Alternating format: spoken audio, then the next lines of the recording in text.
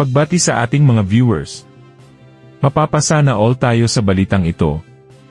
Sinimulan ng pamahalaan ng Makati City ang pamamahagi nito ng pamaskong handog gift bag noong Nobyembre 4, isang buwan bago ang Pasko. Sa pangunguna ni Reps Luis Campos at Kid Peña, Vice Mayor Monique Lagdamio, at iba pang opisyal, nagsimula ang pamamahagi sa mga senior citizen. Inihayag ni Mayor Abby Binay na ang mga gift bag ngayong taon ay may lamang Makatizen shirts, 2 bawat isa para sa mga matatanda at bata. Del Monte Spaghetti Sauce at Fruit Cocktail.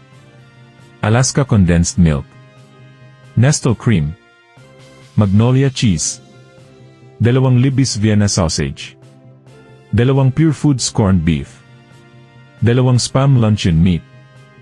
Tulad ng mga nakaraang taon, ang maagang pamamahagi ay naglalayong mapagaan ang mga paghahanda sa holiday.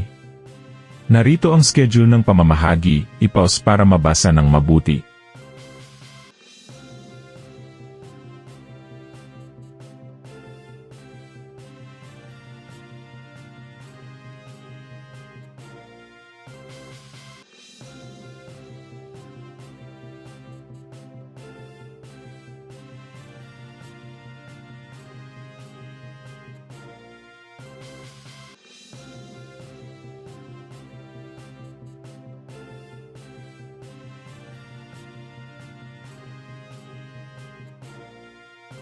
Mapalad ang mga taga Makati, may maagang pamaskong regalo.